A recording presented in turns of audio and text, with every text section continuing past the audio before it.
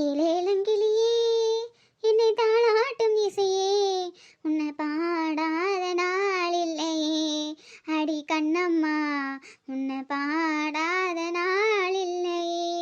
நல்ல படம் தெரியுமா? நல்ல அருமையா இருக்கும். என்ன இவளோட என்ன காணோம்? கல்யாண வேலை தலைக்கு மேல கிடக்கு. இவளை எப்பதான் வருவாளோட தெரியலையே. மல்லி நல்ல பொறுப்பான பிள்ளைதான், சீக்கிரம் வந்துருவாளா என்ன? இன்னைக்கு அவளையும் காணோம். மீனாட்சி அம்மா வாங்க வாங்க. ஏட்டி உங்களை தாண்டி எதிர்பார்த்துட்டு இருந்தேன். இன்னும் 2 நாளைக்கு 3 நாளைக்கு வீட்டை மறந்துருங்க. உங்களுக்கு இங்கே தான் வேலை, கல்யாண வேலை தலைக்கு மேலே இருக்கு. ஆமா, நீங்க தான் எங்களுக்கு உதவி பண்ணணும். ஐயா மீனாட்சிம்மா, உதவி கிதவின்னு பெரிய பெரிய வார்த்தையெல்லாம் பேசுதில்லையா? இது நம்ம வீட்டு கல்யாணம், நாங்க செய்யாம அப்புறம் யார் செய்ய போறா சொல்லுங்க. ஆமா அதுவும் சரிதான், இருந்தாலும் உங்களுக்கும் வேலை இருக்கலாம் டீ, அது சொன்னேன். எப்பயும் அந்த மரத்தடியில் உட்காந்து நியாயம் தான் பேசுவோம், இன்னைக்கு இங்க உட்காந்து பேச போறோம், அவ்வளவுதான். சரி சரி. மல்லி, இந்த இடம் சமைக்க கரெக்டா இருக்குமான்னு பாரு. இது சின்னதா ஒரு ரூமு. ஆமா, மல்லிகை சாமா, வாழை இலை, தண்ணி கண்ணி என்ன இதெல்லாமோ உள்ள போட்டு வச்சுக்கலாம். காய்கறி எல்லாம் மழை வந்தாலும் நினையாது. மத்தியாலம் வெயில் அடிச்சாலும் கொஞ்சம் ஒதுங்கி விடலாம். உனக்கு இந்த இடம் நல்லா வசதியா இருக்குமான்னு பாரு. எப்படியும் ஒரு 3 அடுப்பு கூட்ட வேண்டியிருக்கோம் உனக்கா. அந்த இடத்துல அந்த இடத்துல அந்த இடத்துல ஒரு 3 அடுப்பு, மற்றபடி நம்ம உட்காரக்கு இடம் கரெக்டாக தானே இருக்கும். ஏட்டி இதை விட சின்ன இடத்துலலாம் நம்ம சமைச்சிருக்கோம். இந்த இடம் நல்லா வசதியாக தான் இருக்கும். மீனாட்சியம்மா, இந்த இடமே போதுமா? சரி சரி, பிரச்சனை இல்லைல்ல. வீட்டுக்கு பக்கத்துலேயே இருந்தா வீட்டுக்கும் வந்துக்கிடலாம், சமைக்கலாம் பார்த்துக்கலாம்ல. நீங்க என்னத்துக்கு சமைக்கிற இடத்துக்கு வந்துக்கிட்டு? நீங்க அங்க உங்க சொந்த கரையிலலாம் பாருங்க, வீட்டுல எதாவது வேலை இருந்தா பாருங்க, கல்யாண வேலையை நீங்க பாருங்க, சமையல் வேலையை நாங்க பார்த்துக்கிட்டோம். அதுக்கு இல்லம்மா, நானும் உங்க கூட கொஞ்சம் கூட மாட இருந்தோம்னா உங்களுக்கு நல்லா இருக்கும்ல. ஐயோ மீனாட்சியம்மா, நாங்க 4 பேர் இருக்கோம், 4 பேரும் பார்த்து விடுறோம். சரி சரி டி, அப்போ நான் கல்யாண வேலையை பார்க்கேன். சரிங்கம்மா. அப்புறம் மல்லி, பூரணி அப்பாவுக்கு வந்து மல்லிகை கடை வச்சு கொடுத்தான் விக்கி. அந்த கடையிலேருந்து இந்த மசாலா சாமான், அப்புறம் காய்கறி சாமான், அரிசி பருப்பு உப்பு எல்லாமே அங்கே தான் வந்து வாங்கலான்ட்டு இருக்கேன். ரொம்ப நல்லதா போச்சு. அப்போ நமக்கு எவ்வளோ தேவைப்படுதோ வாங்கிக்கிடலாம், எவ்வளோ மிச்சம் வந்திருக்கோ அதையும் திரும்ப ரிட்டர்ன் பண்ணிக்கிடலாம். இது எது வெளியே கடையிலன்னு வைங்க, அவன் ரிட்டர்ன் எடுக்க மாட்டான், அந்த பொருள் எல்லாம் வீணாக தான் போவோம். இப்போ இது சம்மந்தி கடைங்கும் போது நம்ம எவ்வளோ வேணாலும் எடுத்துக்கிடலாமே. ஆமாம் ஆமாம், நானும் அப்படி தான் யோசித்தேன். ஆமாம், அதான் சரி, என்னென்ன பொருள் வேணும்னு லிஸ்ட்டு போட்டு கொடுத்தேன்னா நான் ஆள் விட்டு வாங்கிடுவோம்ல. ஐயோ, நான் எத்தனை வாட்டி சொல்கிறது, நீங்கள் கல்யாண வேலையை பாருங்க, சமையல் வேலையை நாங்கள் பார்த்துக்கிடுறோம். மீனாட்சியம்மா, நாங்கள் நேரடியாக போய் எங்களுக்கு என்னென்ன வேணுமோ அதெல்லாம் நாங்களே வாங்கிடுறோம். உங்களுக்கு ஒன்றும் கஷ்டம் இல்லையாட்டி? இதில் என்ன கஷ்டம் இருக்கு? சமைக்க போகிறது நாங்கள், எங்களுக்கு என்ன தேவைப்படும்னு எங்களுக்கு தானே தெரியும். சரி சரி, அப்போ ஒன்று பண்ணு, நான் ஃபோன் பண்ணி சொல்லிடுறேன், நீங்கள் லிஸ்ட்டு போட்டு வாங்கிட்டு வந்துடுங்க. காசுலாம் ஒன்றும் கொடுக்க வேண்டாம், பறவு கணக்கு வழக்கு பார்த்து நான் கொடுத்துக்கிடுறேன். சரிங்கம்மா. சரிட்டி, நான் இன்னும் பூ மார்க்கெட்டுக்கு போனோம், பூவுக்கு மாலைக்கு, அம்மா பொண்ணு மாப்பிள்ளைக்கு மாலை சொல்லணும்ல, நல்ல வேலை ஞாபகம் வந்து அது. அப்புறம் வந்து மணமேடை அலங்காரம் பண்ணுறதுக்கு எல்லாத்துக்கும் பூ சொல்லணும் டி. நானும் தாத்தாவும் பூ மார்க்கெட்டுக்கு போயிட்டு வந்துருந்தோம். சரிங்கம்மா. நீங்கள் மளிகை கடைக்கு போயிட்டு வந்துடுங்க, சாயந்தரம் பார்ப்போம். சரிங்கம்மா. ஏட்டி மல்லிக்குட்டி, எத்தனை பேருக்கு சமைக்கணும்னு கேட்க மறந்துட்டியே? ஏக்கா, இது 2 கல்யாணம், எப்படினாலும் 2 கல்யாணத்துக்கு எல்லாரும் மொத்தமாக வந்துருவாவே. நம்ம வந்து சமைப்போம் ஓரளவுக்கு. 1000 பத்திரிக்கை அடிச்சிருக்காவலாம், இந்த பக்கம் ஒரு 1000 பேர், அந்த பக்கம் ஒரு 1000 பேர், ஒரு 2000 பேருக்கு சமைப்போங்க. சரிட்டி. இன்னைக்கு ராத்திரி ஊர் சாப்பாடு கொடுப்பாவே, நாளைக்கு முகூர்த்த சாப்பாடு போடுவாவே, அதுக்கு அடுத்த நாள் கல்யாண சாப்பாடு. 3 நாளாக நமக்கு சோறாக்குற வேலை தான்.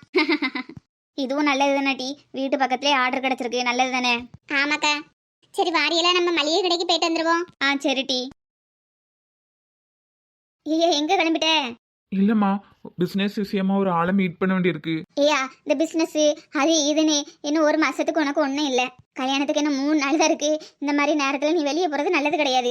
இல்லம்மா, அது வந்து அம்மா சொல்றது உன் நல்லதுன்னு சொல்லுவேன். இந்த மாதிரி நேரத்தில் சின்ன கல்லு கூட நமக்கு எதிரியா மாறும் பாவ, வெளியே போகக்கூடாது சொல்லிவிட்டேன்.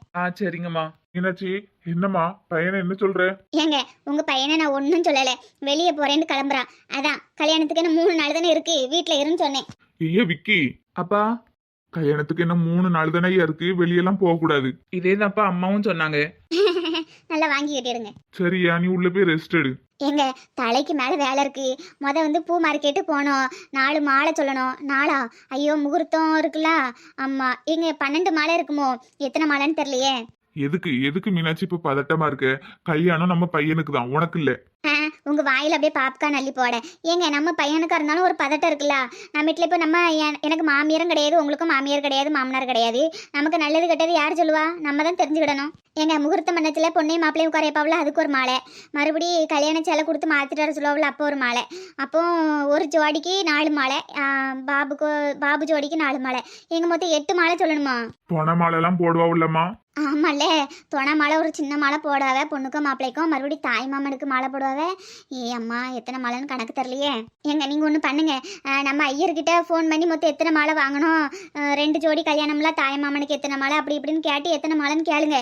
பூ மார்க்கெட்டுக்கு போயிட்டு வந்துருவோம். சரிம்மா, நீ பதட்டப்படாம இரு, பிறகு பிபி சுகர்லாம் ஏறிட போகுது. எங்க இன்னும் 2 நாள் தான் இருக்கு விடிஞ்சா. எப்படி பதட்டப்படாம இருக்க முடியும்? பிள்ளைகளுக்கு கல்யாணத்தை முடிச்சிட்டோம்னா தான் நிம்மதியா இருக்கும். ஏ விக்கி விக்கி. இப்ப எதுக்குமா தம்பியை கூப்பிடுற? ஏங்க வேற ஒண்ணும்ல, இந்த சமையல் பண்றதுக்கு காய்கறி மளிகை சாமான் எல்லாமே பூரணி அப்பா கடையில இருந்து வாங்க சொன்னேன். அப்படியா, சரி நல்லதா போச்சு. ஆமாங்க, மல்லியா தான் சொன்னா. ஏன்னா ஏதாவது மிச்சம் வந்துன்னா ரிட்டர்ன் பண்ணிடலாம்ல. அதான் விக்கி கிட்ட சொல்லி ஒரு ஃபோன் பண்ணி சொல்லிட்டோம்னா முன்னெச்சரிக்கையா இருப்பாவல்ல. சரிம்மா. அம்மா ஐயா சொல்ல மறந்துட்டேன், கல்யாண சாப்பாட்டுக்கு தேவையான மளிகை சாமான் காய்கறி அப்புறம் அரிசி பருப்பு உப்பு இப்படி மளிகை சாமான்லாம் பூரணி அப்பா கடையில வாங்க சொல்லியிருக்கேன். சரிங்கம்மா. நீ என்ன பண்றனா ஒரு ஃபோன் மட்டும் பண்ணி சொல்லிடுறேனம்மா. கண்டிப்பா சொல்லிடுறேம்மா. ஏங்க சமையல் வேலையை ஒப்படைச்சாச்சு. பூ மார்க்கெட்டுக்கு போயிட்டு வந்தோம்னா மாலை பிரச்சனையும் முடிஞ்சது. வேற என்ன வேலை இருக்கு? நீ ரெஸ்ட் எடுமா, 4 நாளா ஓடிட்டு தான் இருக்க. ஏங்க ஒரேடியா கல்யாணத்தை முடிச்சிட்டு ரெஸ்ட் எடுப்போமே. சரி சரி வாங்க நம்ம பூ மார்க்கெட்டுக்கு போயிட்டு வந்துருவோம். என் தம்பிக்கு வேலை ஈஸியாமா. ஏன் அப்படி சொல்ற? ஆமாங்க, நான் போற பக்கம்லாம் என் தம்பி பையனுக்கும் கல்யாணம்னு சொல்லிட்டு வந்துட்டேன். அவனுக்கு சொந்த பந்தத்திட்ட ஃபோன் பண்ணி பேசினா மட்டும் போதும். பிறகு சமையல நம்மளே ரெடி பண்ணிட்டோம். மாலைக்கும் நம்ம தான் போறோம். என் தம்பிக்கு ஒரு வேலை இல்லை, அவனுக்கு ஏதாட்டும் வேலை கொடுக்கணுமே. ஏங்க ஏதாட்டும் வேலை இருந்தா யோசிச்சு பாருங்க, என் தம்பிக்கு 2 வேலை கொடுப்போம். நீ வந்துட்டு என்ன ஞாபகம் வந்துச்சு? அவனை கல்யாணத்துக்கு வரையில மொய் எழுதுவாவில்ல, அவனை வாசல்ல உட்கார வச்சு மொய் எழுத விட்டுருவோம். நல்ல ஒரு வேலை இல்லாம தப்பிச்சிட்டேன்ட்டு சந்தோஷமா இருப்பான். அவனை மொய் எழுத விட்டுருவோம். சரியா? நீ ஆச்சு உன் தம்பியாச்சு, என்கிட்ட சொல்லாத. எம்மா சொல்லு. எம்மா இன்னும் 2 நாள் தாம்மா இருப்பேன். அந்த 2 நாளாவது என்கிட்ட ஒழுங்கா பேசுமா. உன்கிட்ட பேசிட்டு இருந்தா கல்யாண வேலையெல்லாம் பாக்குறது யாருடி? நான் நடந்ததெல்லாம் மனசுக்குள்ள வைக்கல. உன்னை நல்லபடியா கல்யாணம் முடிச்சு கொடுக்கணும் தான் வேலையெல்லாம் பார்த்துட்டு இருக்கோம். எம்மா அப்ப நீ நடந்ததெல்லாம் மறந்துட்டியா? ஒரு விதத்துல நீ பண்ணதும் சரிதானே. மாப்பிள்ள கூட மட்டும் நீ வரலன்னு சொல்லிட்டா அப்புறம் இந்த கல்யாணம் நின்றுக்கோலாட்டி. இப்பயாவது என்னைய புரிஞ்சுக்கிட்டியம்மா, அது போதும். அப்படியே என்ன புரிஞ்சுக்கிட்ட மாதிரியே நீனும் அப்பாவும் திருந்திருங்கம்மா. சும்மா திருந்துங்கன்னு சொல்லாதட்டி. அப்படி என்ன தப்பு பண்ணோம்? பெத்தவில பொண்ணுக்கு நகை போடணும்னு நினைச்சது தப்பா? சரி விடுங்கம்மா, பழசெல்லாம் எதுக்கு பேசிக்கிட்டு. இம்மா நான் என்னோட ட்ரெஸ் எல்லாத்தையும் எடுத்துட்டு போயிடணுமா இல்ல இங்க இருக்கட்டுமா? அன்னைக்கு கடைக்கு போய் வாங்கணும்ல, புது ட்ரெஸ் மட்டும் எடுத்துட்டு போட்டி. மற்றபடி நீங்க வீட்டுல போடுறதெல்லாம் இங்கேயே இருக்கட்டும். வந்தா வேணா போடுறதுக்கு. அங்க மாமியார் வீட்டுல புது ட்ரெஸ்ஸே போடு. சரிம்மா. அப்பா எங்கம்மா? அப்பா தான் இன்னும் வரல. நேற்று ராத்திரி போனாவில்ல, இன்னுமா வரல? அதான் டீ அந்த பிசினஸ் விஷயமா தான் போனவன், இன்னும் வரல. சரிம்மா, மீனாட்சி அம்மா கொடுத்த நகையெல்லாம் கொடு, எடுத்து வச்சிடுறேன். நேற்று போட்டது வாங்கிட்டு தானே இருக்கோம், அதுல 150 தானே இருக்கு, மீதி 150. அதான் உங்க அப்பா வரட்டும் டீ, உங்க அப்பா வந்தாதான் கொண்டு வருவாவே. என்னம்மா இது நம்ம வீட்டு நகையா? அடுத்தவங்க வீட்டு நகையை வச்சு இப்படி பிசினஸ் பண்ணிட்டு இருக்கீங்க 2 பேரும். கேட்டி என்ன விளையாடுறியா? உன்கிட்ட கேட்டுட்டு தானே ஆரம்பிச்சிருந்து. நீ என்ன சொன்ன? விக்கி இருக்கிற வரைக்கும் தைரியமா பண்ணுங்க, எதுனாலும் விக்கி பாத்துக்கிடுவான்னு தானே சொன்னேன். நான் இப்படி நீங்க நகையை வச்சு பண்ணுவீன்னு எதிர்பார்க்கலாமா? சரி விடு, போறப்ப சண்டை போடாத. இன்னும் 2 நாளே இருக்கு கல்யாணத்துக்கு, அது வரைக்கும் நிம்மதியா இரு வீட்டுல. எப்படி நிம்மதியா இருக்க முடியும்? நேற்று நல்ல மீனாட்சி அம்மா வரல, வந்திருந்தாங்கன்னா என்ன இருக்கும்? நானும் அதான் நினைச்சிட்டு இருந்தேன். நல்ல வேளை நேற்று வரல. நான் கேட்கறதுக்கு மட்டும் பதில் சொல்லுங்க. அந்த 150 பவுன் நகை எப்போ வரும்? பொறுமையா இருட்டி, அப்பா வந்ததுக்கப்புறம் தான் தெரியும். சரிம்மா, ஆனா அப்பா வந்ததுக்கப்புறம் அந்த 150 பவுன் நகையும் என்கிட்ட தந்துருங்கம்மா. எனக்கே பக்குன்னு இருக்கு. கல்யாணம் முடிச்சு போவச்சுல கழுத்துலயும் காதலையும் ஒன்றும் இல்லாம போனோம்னா அவ்வளவுதான். அது எப்படி ஒன்றும் இல்லாம அனுப்ப முடியும்? கண்டிப்பா மீனாட்சி அம்மா போட்டு நகை ஒன்றை வந்துடும். போதுமா? நான் இப்படி நகைன்னு கேட்கன்னு தப்பா நினைக்காதீங்கம்மா.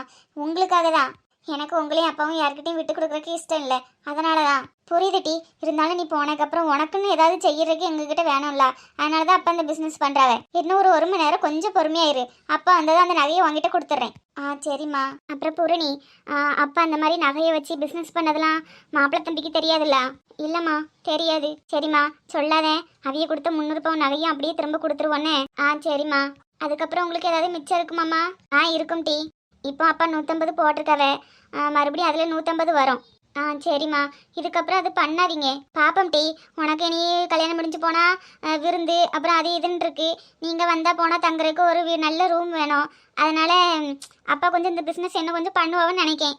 ஏம்மா இதுவே நல்லதானே இருக்கு. அடிச்சு செவட்டையை பேத்து விடாமா. நீ தான் உன் மாமனார் பேருக்கு எழுதி வச்சுட்டல்ல. எம்மா வீட்டு அவிய பேருக்கு மாற்றியாச்சு, ஆனால் அவிய கிளம்ப சொன்னாவளா?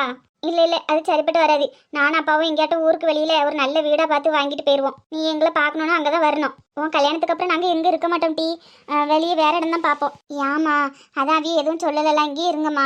இல்லை இல்லை, என் நேரம் போல ஒரு நேரம் இருக்காது, நாங்கள் தனியாகவே போகிறோன்னா டி. அப்பா அம்மா வீட்டில் தான் வசதியாக இருக்க முடியல, போகிற இடமா நல்ல வசதியாக கிடச்சிருக்கலாம். நீ சந்தோஷமா இருன்னு எங்களை நினச்சி கவலைப்படாத, நாங்கள் எப்படியாவது முன்னேறி வந்துடுவோம். அம்மா அதுக்குன்னு ஊரை விட்டு வெளியே போகணுமா? ஏட்டி ஊரை விட்டு வெளியே போகணும்னு சொல்லலை, இந்த ஊருக்குள்ளே ஏதாட்டும் ஒரு நல்ல வீடாக கிடச்சி நான் விலைக்கு வாங்கிடுவோம். அப்படி கிடைக்கலன்னா பக்கத்து ஊர், அவ்வளோதான். சரி, நீ எதையும் போட்டு மனசு குழப்பிக்காம கல்யாண வேலையை மட்டும் பாரு. வாங்கி தந்த புடவையெல்லாம் எடுத்து வச்சுக்க. சும்மா வீட்டில் போடுற துணி மட்டும் இங்கே இருந்தால் போதும். சரிம்மா. விருந்துக்கெல்லாம் நிறைய இடத்துக்கு கூப்பிடாவ, எல்லா இடத்துக்கும் சேலை தான் கட்டிட்டு போனோன்னே. சரிம்மா. அப்பா வந்ததான் என்னன்னு கேட்டுட்டு சொல்கிறேன் டி, நீ அது வரைக்கும் ரெஸ்ட் எடு. 25 வருஷமா இவங்க கூட இருந்துட்டு இப்போ கல்யாணம் முடிஞ்சு பிரிஞ்சு போனோங்கும்போது இவ்வளோ கஷ்டமா இருக்கு. அப்பாவையும் அம்மாவையும் தனியாக விட்டுட்டு போனோங்கும்போது மனசுக்கு ரொம்ப கஷ்டமா இருக்குல்ல. இனிலாம் அம்மா கூட அடிக்கடி சண்டை போட முடியாது, அப்பா கூட பேச முடியாது, அப்பா அம்மா கூட வெளியே போக முடியாது. மாசத்துல எப்பயாவது ஒருக்கா கூட்டிட்டு வருவாங்க அப்பா அம்மாவை பார்க்குறதுக்கு, அவ்வளோதான். பெண்களாக பிறந்ததை அனுபவிச்சு தான் ஆகணும் போலனே.